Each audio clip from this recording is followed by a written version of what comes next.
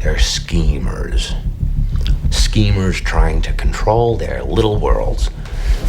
I'm not a schemer. When the chips are down, these civilized people, they'll eat each other.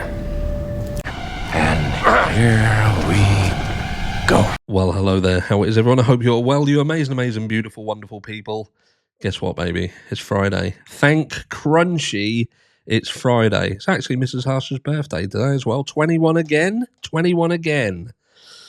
But anyway, let's get straight into the meat and potatoes. As a few of you had reached out in the night and sent me an interview that was between Ashley Banfield and Steve Gonsalves in the aftermath of the gag order being lifted, which we'll speak a bit about in video 2 later on today, as there was something else that has obviously raised some people's curiosity around a potential appeal incoming as well. But we'll speak about that later. I haven't watched this interview. I have set it to play at a slightly quicker speed. And let's go over it and see what Steve has to say, shall we? Let's see it together. Let's go over to here. Let's see what she has to say. Obviously, you understand I do have to periodically stop it to offer commentary over the top. Because if we don't, we'll be in trouble. Let's go. To share everything about it with you now. Steve, what was your reaction to the decision today that the gag order will be lifted, but the motions won't be unsealed? Not yet, anyway. You know, we requested for basically Kaylee, what happened to Kaylee. So I know her sisters wanted to do a victim statement and address the exacts some of the things that happened to her, and they basically wouldn't share any information with us on what happened to her. So I'm pretty. That bit I find is a little bit bizarre, because they've come out and spoken about what had happened to Kaylee.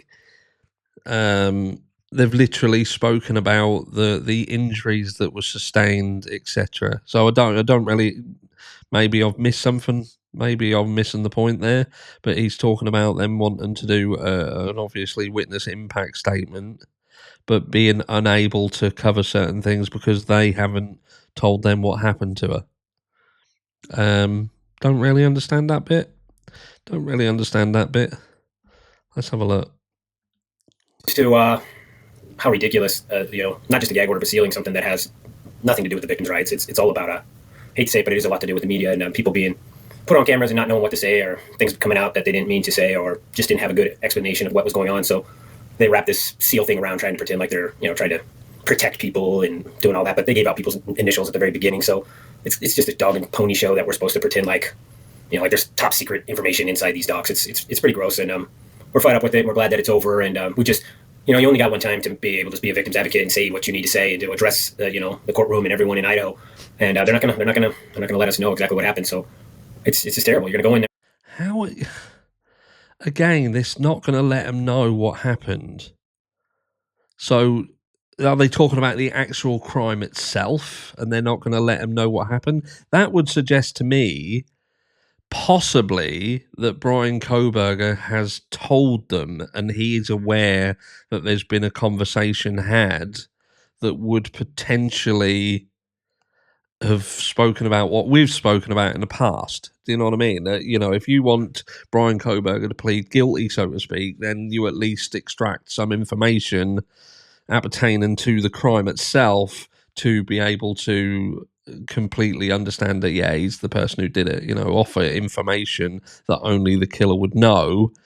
Steve's it's almost like he's alluding to knowledge that conversation has been had, but they're not going to share that information with the families, and they're going to keep it secret. That's what I'm getting from that. Let me know down below if you agree that seems to be what he's discussing here. Because to me, that's the vibe that I'm getting from it. But I could be wrong. We're going to make statements, and we just were like, we don't want to say anything inaccurate. We want to make sure everything we say is exactly truthful. And, it's one of those times where they could bend the rules, but they don't.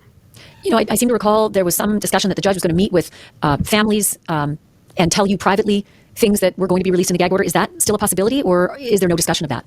There's no discussion of that. We just Shannon just sent him an email and just said, "Are you really going to make my clients go through 3 different agencies to get this information that they want to see? Like go through Freedom of Information Acts for the state of Idaho, for the county of Idaho, and then there's federal ones as well. There's even other states. So it's like they could make it happen, but clearly the willpower isn't there. I don't think they really want anyone talking to the media and questioning. Remember these people said that it was a crime of passion, it was targeted, and it was an isolated event. All this language, and then they even said you're going to have to trust us. You're just going to have to wait and trust us. And now we've waited.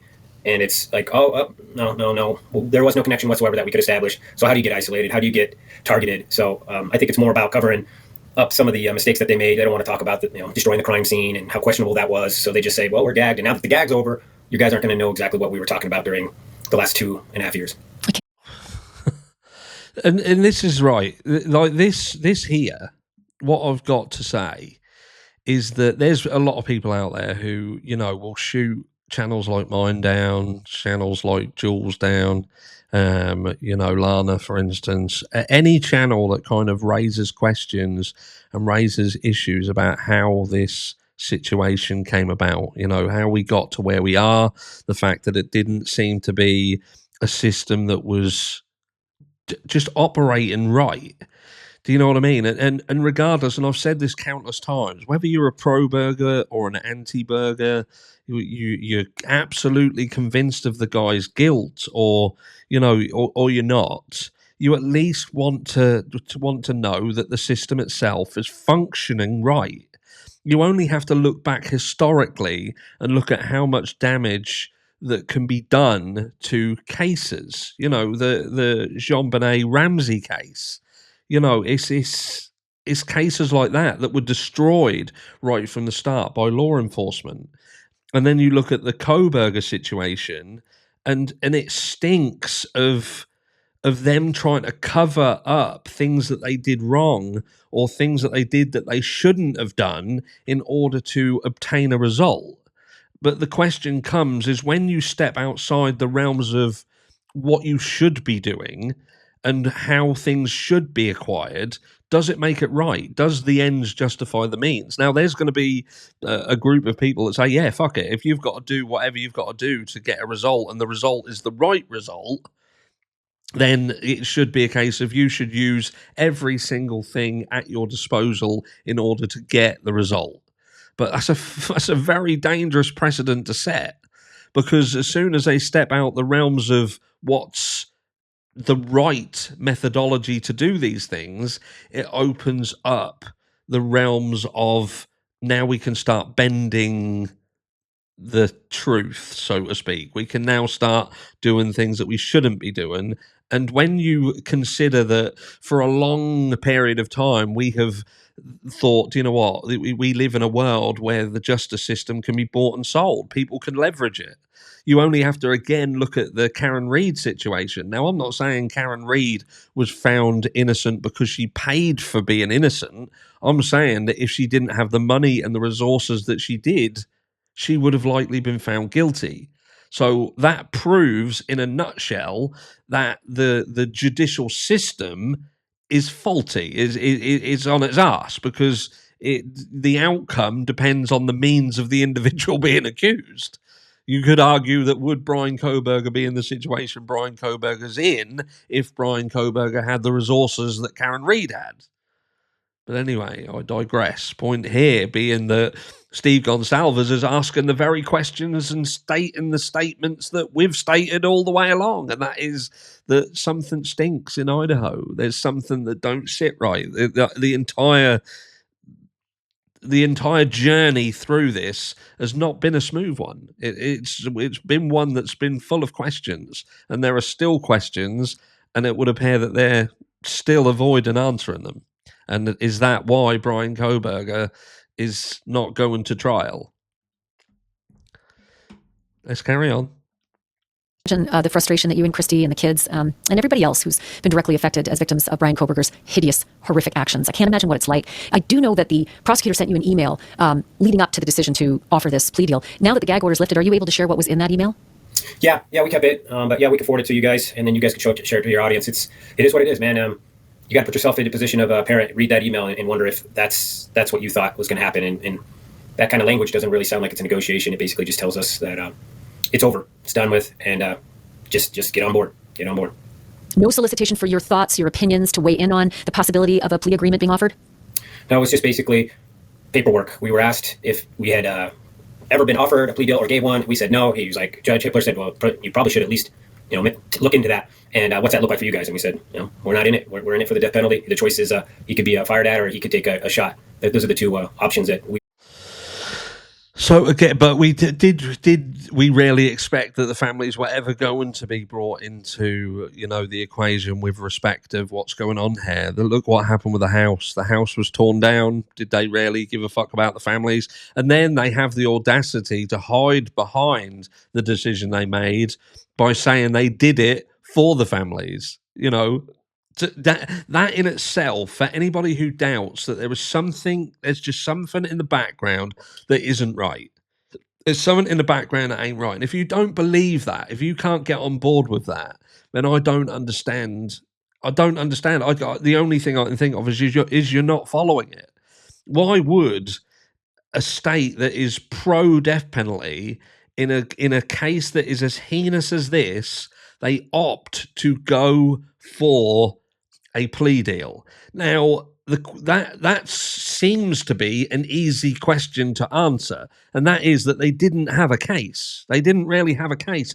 People will turn around and say about the sheaf. The sheaf doesn't mean that Bryan Kohberger's guilty. It doesn't. It means that he acquired a sheaf at some point. He acquired a K-bar at some point.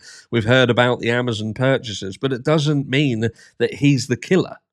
It just means that there is an element of this case that there is questions and circumstantial evidence. And yes, it's strong circumstantial evidence, but it's not a slam dunk. It's not beyond a reasonable doubt. And, so then you have the plea deal here, in which, again, and without trying to sound repetitive, it's very clear that they don't really have anything. They've got no connections. And Steve literally states that here in this interview. He's just said that they have no connection to him, despite saying that this is targeted, this is isolated. Then they turn around and say they have no connection. There's nothing. They can't place him at the property. They haven't placed him at the property. You've seen the letters between myself and Eddie stating that they place him away from the property. The only thing Bryan Kohberger is currently guilty of at the moment, beyond a reasonable doubt, is being connected to a tower that is within the vicinity of the property but provides service to an area that doesn't actually include the property. It falls short of it. And he's, do you know what I mean? Let's carry on. We would agree to. And then we did, we would have, if it would have got to negotiations, we would have negotiated a lot better than Thompson. Thompson negotiated like a 5-year-old kid. He didn't force him to say that he did it solo by himself. Didn't force him to prove that he was wearing suit or show us where the sheath, the knife is to the sheath. There's a right way to do things, and then there's just I want it over with because I want my summer back and I want to go retire. So that's what we got. We got a pitiful effort from an old man who's retiring and doesn't believe in the death penalty and really had no right to even be in that room. And it's a shame that we didn't have any other choices that we could have pushed for. We tried. I mean, I tried to even hire a prosecutor. I would have paid to have my daughter in a separate case with our own prosecutor that we paid for, and not even made Idaho pay one penny. And it would have turned out differently. Which leads me to another question. There are still civil avenues open to you, a wrongful death suit against Bryan Kohberger. Do you and your attorney Shannon Gray plan to mount any kind of action after this, or are you done? I think a lot of their strategy. See, I don't know how the U.S. law goes here, but to file a civil lawsuit, I don't think you could have a civil lawsuit that would reintroduce the death penalty. Again, let me know down below if I'm incorrect, and he might go into that here. I don't know, but I personally I don't see the point in that. You've just got to. I don't know what the answer is. For the sealing and gagging was because they were afraid of the civil actions. But those are mostly have to be brought up within 2 years. And it's hard to bring something up that you're not been able to even look at. Like, we don't even know who made the decision and what was all done. So I think this was a strategy for them to cover up their tails and the university's ass. And, there's 2 huge universities there. They literally sent the students back saying it was an isolated targeted event. And literally the murder was hired by one of the universities and was literally in a position of power who had already harassed girls. And they hadn't even taken those investigation seriously. So yeah, there was a lot. People need to look back when he was fired. He was fired on the 19th. That's the exact same day that the police said that the FBI told them that Bryan was a suspect. It's kind of more than suspicious that WSU fired him that exact same day while he was out on the back in Pennsylvania. They fired him. So obviously they heard about. So they're talking about. So we always said about this about Bryan Kohberger being fired. So this was again, which we said. This was to try to sever the tie between Bryan Kohberger and the university to try and not get any backlash from it. They obviously cottoned on to what was going on. So, yeah, it's a bit of a sneaky move but it proves that the universities are just out to protect themselves. This is about protecting themselves. And again, and I have to bring this up, just by that sneaky move by Washington State University and what they did, you could argue that that's what the University of Idaho have done. Every single move that has been going on in this case has been about protecting the University of Idaho, which is the beating heart of Moscow, Idaho. The university is the beating heart, and they have done every single thing in their power to protect that place. You saw the press conferences at the beginning. Who's standing in the background? Green standing in the background. What the fuck did he have to do with it, really? Why should he be standing there behind law enforcement, standing to their side, over their shoulder? Why should they be gifted the house that this fucking crime happened in, and why should they have the right to tear it down before the trial even happens? Is it because they knew that a fucking trial was never going to happen? That was pointless. Who knows? Anyway, I digress. This doesn't run to the end, by the way. There's this only runs up to about there. Let's have a look. What's going on, and it was cover their tails. And that's why we have all the sealed stuff, and we're still fighting for the information to come out when it's just 4 kids that got killed in a bed. There's no top secret information here. There's no national security. It's literally people thinking that they don't work for us anymore, guys. They think that we are lucky to be in that courtroom, and they're like a form of royal bloodlines, and they sit there in that courtroom and they tell us how it goes, and how dare us question them, and how dare us know what's going on and question what they're doing. And I appreciate the media because it's one thing an angry dad saying that. It's a different thing for ex-prosecutors to get on your guys' station and say, this is questionable, why'd they tear the house down? There's literally the 1112 video is referencing sounds in the house. So, it could easily be that a jury wanted to reproduce what those sounds would have sounded like on that camera. Which is 100% valid. 100% valid point. Why would you tear that fucking house down when you absolutely know that there is a chance that you're going to need to recreate what actually happened in this house and show it? How powerful that would have been as a tool. But you tear it down. Not only do you tear it down, but you bury it in a secret location. Think of all the properties and some of the really fucking heinous acts that have happened across the world, across the United States alone. Sandy Hook, for instance, look at that. And, multiple crimes that have been so fucking heinous. And what do they do? Do they tear them down? Do they bury them? Or do they force people to go past them every single day and to see and to remember what happened there? Do you know what I mean? It's ridiculous. This house, because it's connected to the university, and the university have control of it, the university eradicates it. And then it forces the prosecution to then have to build a fucking model to recreate what they've already got and spend money on it. So you even know at that stage that it's the university that has the power here. They're the ones in control here. It's fucking scary, mate. Fucking scary. Do that once the house is torn down.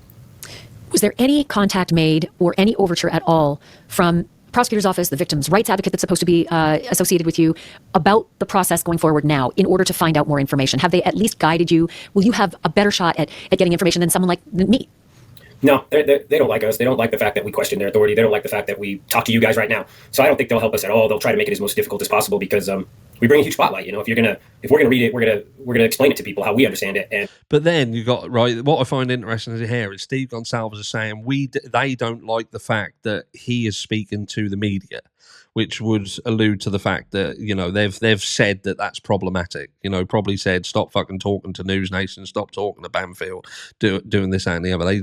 There's obviously been a conversation had around that. Yet we have leaks coming from the court going to media, which would again say that this is controlled release. This is and I'm going to say it, this is the prosecution controlling exactly what they want to leak out and who they want to leak it to. It's no different than what I showed in the live yesterday when we done it. You've got two docs, right? The same doc, which is Ann Taylor, who is talking about, trying to hold the non-dissemination order up to sentencing, which I think is fair. Do you know what I mean? Up to sentencing, and then beyond that, release it. But we, in the court docket, to the general public, that is redacted, and the bits that are redacted are this special investigation over the fucking leaks. Well, simultaneously, Anjanette Levy has got a non-redacted version of that doc. How ironic is it that that doc has been leaked unredacted to media, law and crime, fucking court TV? They've got the unredacted version and access to it, but in the actual court docket itself, what the public have access to, that is redacted, and the redaction is referencing the special investigation surrounding the leaks. I found it quite fucking humorous. And again, if people are out there and they don't see problems with all this shit, you need your fucking head read. I think they want that attention, and that's probably why most of them have already retired. So, I don't think we're going to get any help. We don't have a victim's advocate. She's bound by the rules of that court. So if the judge tells her to shut her mouth and don't talk about it, there's an open investigation of the leak, and she's a part of that team. She can't talk to us. We brought up the leak in court January 13th. Gray accused that office of leaking the information, and ever since then, we've been able to prove that we knew about the sheaf and the DNA code. They said all that stuff before. And you think that if there's an investigation, why hasn't anyone ever called us and asked us where we heard it? So there's no investigation going on. They're lying to Hitler. They're telling him there's. He's throwing them under the bus, boy. But fucking good on him. Do you know what I mean? Like I say, Steve Gonsalves has pissed me off at times. He has pissed me off. But I've always said, I don't know how I'd handle it. Maybe I'd fucking handle it worse than him. And the thing that has pissed me off with Steve is that I felt that because of the way the system is and what I can see of it, he is risking, by saying the things he was saying, doing the things he's doing, he was risking getting fucked over and ruining the chance for this trial to go, given an excuse for there to be a problem. And lo and behold, we are here. We're where we are now. We are exactly where I had said we would end up. And that is with fucking problems caused, I would imagine, by leaks, by improper functionality of the system in itself, and that's what's frustrated me. But good on him. Fucking throw everyone under the bus, mate. Throw everyone under the bus. Every fucking one of them. Get under there. There's no investigation going on because the first person who told you that there was leaks and proved to you by telling you what they've heard, that eventually becomes part of your case. The sheep. We knew about the sheep before it was. We knew about the white car before they released it. They never came and asked us who told us that information. They didn't even try. So who was it? Oh, I would never. I'm not going to give that information out. I really respect the people that actually reached out and tried to help us. They're awesome mothers and fathers, and they cared about their community, and they wanted to make sure that this was done the right way. And so yeah, we did know some stuff, but I respect all those people, and I would never give out their information. They're all safe. Every person I ever talked to. It makes perfect sense. You got a loyalty to those who loved you and cared for you throughout this horrible process. In the interim, I kept thinking along the way there would be things that you know that we don't know, and that you were sworn to secrecy because of the gag order or any other reasons. Is there information you know now that I haven't known and the rest of us haven't known up until today? Most of the information we found out were just people calling up. I've had other officers call us up and just say, I don't know what just happened in court today, but I don't support it. People so angry at what was happening in that courtroom that they would literally pick up their phone and call us and say, this is what's on Bryan's phone. This is what he was searching. This individual was sexually motivated. I don't care what Thompson said. They've got a plan for him. They've got a job role for that man. And it's not every day that you get somebody who wants to be a police officer, is dying to be a police officer, is literally talking to them every single day about how he was going to be a police officer. It's not every day you get a master's degree in criminology that is going to go into prison. And they're going to leverage that. That's what they're interested in. They're not interested in him being locked up in 23 hours of solitaire. It's interesting, isn't it? It is interesting. They've got a plan for him. He said they got a plan for him. What is he going to help profile future killers? Is Bryan Kohberger the real life Hannibal Lecter minus obviously the vegan version? So he doesn't. Maybe he just licks people, not actually eats them. Are we going to see him in a glass box with Clarice visiting him as he helps to find men who make skin suits. Who knows? If you haven't seen Silence of the Lambs, watch it. It's a good film. He's not going to be able to have any influence. They want him to go in there and actually have influence and work with them. And be a resource for crime fighting in the future? Yeah. His fantasy was to be an officer, or the earliest one was like a Green Beret or something like that, a ranger. So this guy's had like these grandeur visions of himself since he was just a little kid. And I think one of the first things he told the officers when they arrested him in Pennsylvania was like, "Let's get a cup of coffee. I'm working on my criminology PhD, and I'd like to interview you." It's like, this guy wants to be a cop or wants to be somebody of importance. He always has been, and that was part of the reason why we were trying to get. Fucking weird, though, isn't it? It's weird. So somebody who was so hell bent, even when he's in the situation he's in, I don't know. I don't know. I genuinely don't get it. So Bryan Kohberger gets arrested for a quadruple homicide, and he's saying to people, "Look, I'm doing my PhD. I want to interview you." Steve Gonsalves is turning around and saying they want to use him as a fucking resource, and he's going to be fucking helping them out. You can't make this shit up. This is a crazier book than fucking Patterson and Blumberbus. Bryan Kohberger. Oh, let me know down below what you think of this. This is insane. Take that into account and not plead with him. Don't give him the position of power. Basically, dictate the terms to him and say we're not going to accept this unless you prove who you are. So fascinated by the comment he made upon arrest. Have you arrested anyone else? Thinking, is he throwing a red herring in?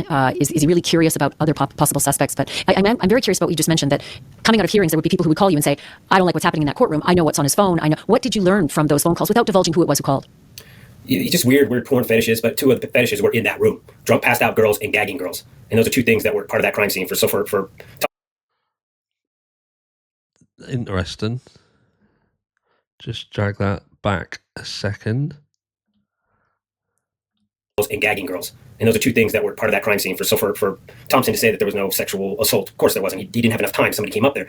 But why are you defending somebody who just killed 4 people? Why are you not even making him stand in the courtroom and admit that he killed 4 people? That's the thing. That is the fucking $1 million question, isn't it? And it's like what I said at the beginning of this video. Why are you not going to the absolute ends of the earth to execute this guy when the crime ticks every single box? I don't get it. It's fucking bizarre to me. But I just had to rewind that bit because he's saying about drunk girls, gagged girls, and he said they were 2 things that were part of this crime. So are we saying that they were gagged?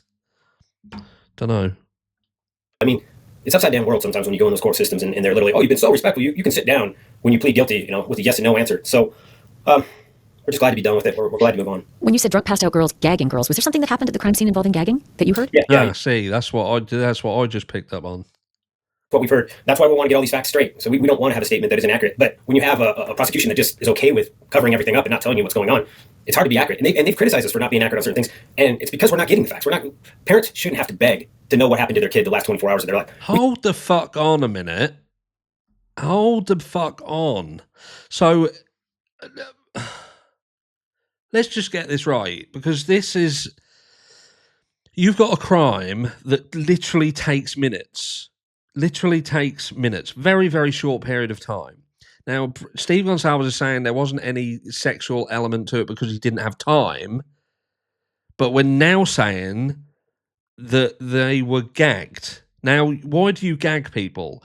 You gag people to shut them up, don't you? You gag them because they're still alive.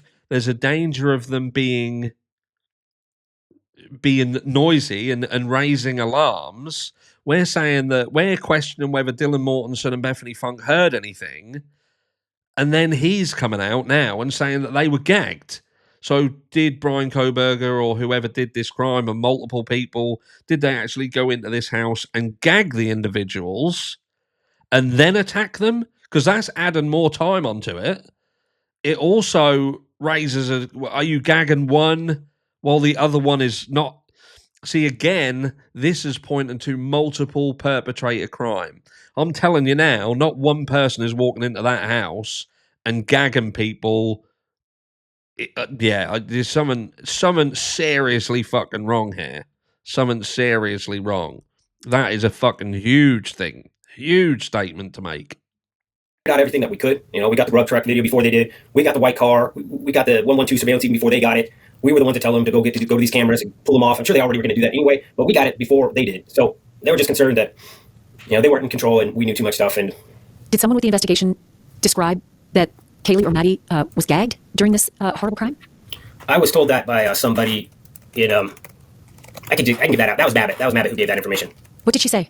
There was some damage to her. There was some damage around her mouth right here. Like somebody had like pressed in and like tried to keep her quiet. She'd been hit multiple times in her head and her skull was damaged. So, all right, they're telling me I got to go. So we got to fly. We got to fly out here. And just for our viewers, Kathy Babbitt is the coroner, so she has spoken with you about these details. Steve, I'm so sorry that you're going through this. I say it every time, and I mean it every time. I wish you and Christy and the kids peace, and I'm very appreciative that you took this time to speak with us.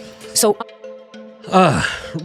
yeah, who knows? Who knows? That was a bit of a shocking piece of information there about obviously the gagging, but I don't know. I don't know. I can understand why Steve is absolutely frustrated as fuck. The whole thing's a mess. The whole case a mess. It seems to me that they are literally trying to cover up fuck ups. But we'll talk about it in a live on Sunday. Let me know down below what you think and feel about what Steve has said and what's going on at the moment. And yeah, we'll get together on Sunday. But there will be a video later on, so keep your eyes peeled for that as well. Love you all. Mwah.